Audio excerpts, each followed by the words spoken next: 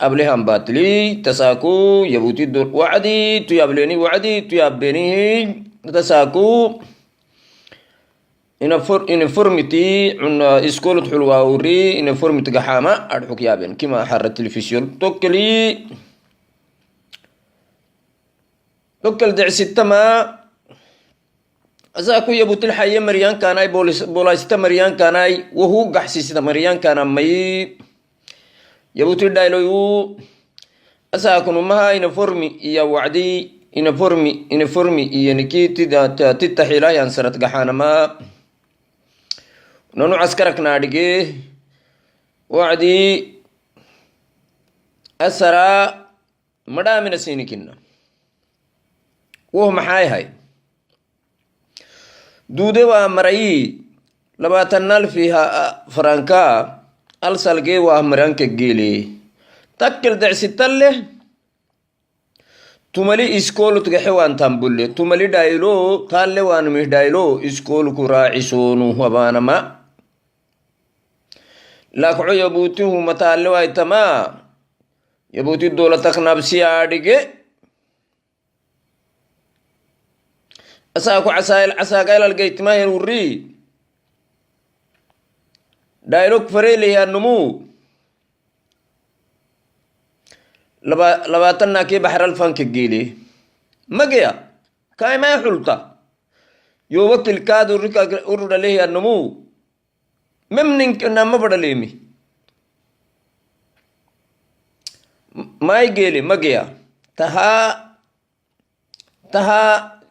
إسكولك سنم اللي راعي سارنها دولة تبتيمي تتيا نسحكي توهو اللي يوكوك سماعي الحيين مياه عصبة دقت الساعة ساعة دي وعدي ساعة دي وحا عدي جيبوتي وهالس وعيالك كنتم كوني أرضيضة أيار مارتي جامعة اسكولة هو صدقتها وحا لغو أمري ميل أيليهين داد قارة وكحدا فاميغا مدحتوية ده inay ka iibsadaan dhar reer Djibouti oo dhan isku dhar ha noqdaan oo ardayda dhar loo gasho dharkaas oo lagu qadaray 7,000 oo franc inuu qofkiiba uu laba xabadood iibsado oo meel gaarana ka iibsado meelahaana ay dad leeyihiin dadkaas oo heli doona maartay sanadkan oo quraate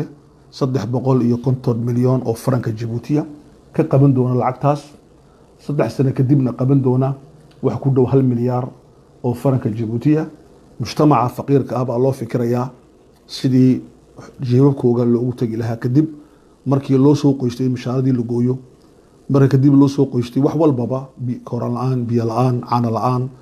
nololba ayna hadhin halkaas la socdaa laakiin anagu ma rabno in Djibouti ay ka dhacdo dagaal iyo fawda laakiin waxaan ka badbaadinaynaa fawda loogu talagalay inuu ka dhaco dalkan ambase waxaan ka badbaadinaynaa wax la dhahdo inuu dalkan ka dhaco sukuun siyaasadeed arrintaas waxaan kaga hadlay Décidé d'évoquer aujourd'hui concerne le port obligatoire de l'uniforme à l'école en République de Djibouti. Un décret a été publié par la présidence de la République cet été. Et dans ce décret, le gouvernement de la République de Djibouti avance 3 arguments sur lesquels il s'appuie pour instituer le port obligatoire de l'uniforme à l'école. Le premier argument sur lequel s'appuie le gouvernement est, je cite, la quête de la qualité enseignement-apprentissage. Donc ça c'est le premier argument. Le second argument sur lequel s'appuie le gouvernement, c'est de développer chez l'enfant un sentiment d'appartenance à la communauté scolaire. Le troisième argument qui est avancé par le gouvernement dans ce décret est son souci d'intégration et sa volonté de supprimer les différences sociales entre les enfants au sein de l'école. Donc ceci, c'est ce qui a été dit dans les décrets en question, mais la réalité et les objectifs qui sont visés à travers cette mesure sont bien sûr tout autres. Beaucoup de compatriotes pensent de la volonté réelle, la volonté qui anime cette mesure, ce décret, c'est une volonté qui relève de l'ordre de la volonté personnelle ou des intérêts personnels. Un certain nombre d'éléments qui sont affiliés au régime sont destinés à profiter du business, du commerce qu'ils peuvent tirer de la confection de ces uniformes. D'ores et déjà, des hangars ont été demandés au port, aux autorités, à la zone franche, pour pouvoir instaurer les matériels nécessaires et confectionner ces uniformes qui sont destinés à être vendus à nos enfants. Donc, la question que nous nous posons de façon légitime et tout à fait évidente, c'est mais comment le gouvernement peut-il se permettre d'alourdir la charge sur les épaules de ses parents? Les parents payent de l'accès au ministère de l'Éducation nationale, c'est de l'argent. Les parents payent les frais des livres. Les livres ne sont pas gratuits. Pourtant, des livres qui sont fabriqués par le CRIPEN en République de Djibouti. Les parents payent aussi le manuel scolaire, les cahiers, les livres et tout le reste. Donc, les parents, ils ont déjà toutes ces charges sur les épaules. Et de plus, beaucoup de parents ne sont pas capables de payer les livres scolaires, ce qui fait que environ un tiers des élèves par établissement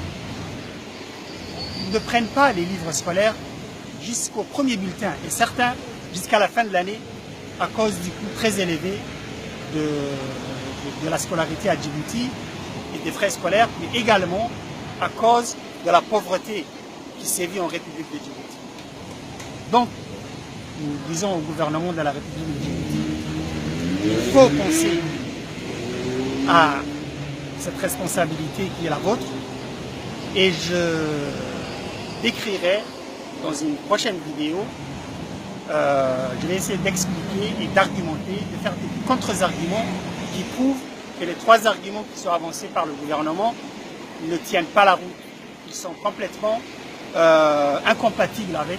le projet qu'ils sont en train d'avancer et avec la réalité du contexte de la République de Djibouti. Je vous remercie de votre attention. Assalamu alaikum wa rahmatullahi wa barakatuh. arrimaha iskuullada khuseeya gaar ahaan labiska gaarka ee loogu talagalay inay carruurtu xidhaan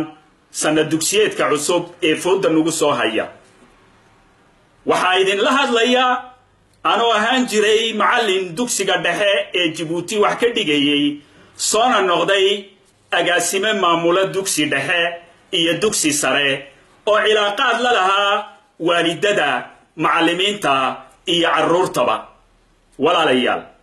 uma joogno halkan inaan sheegno cidda ka soo horjeeda iyo cidda taageersan laakiin waxaan ka hadlaynaa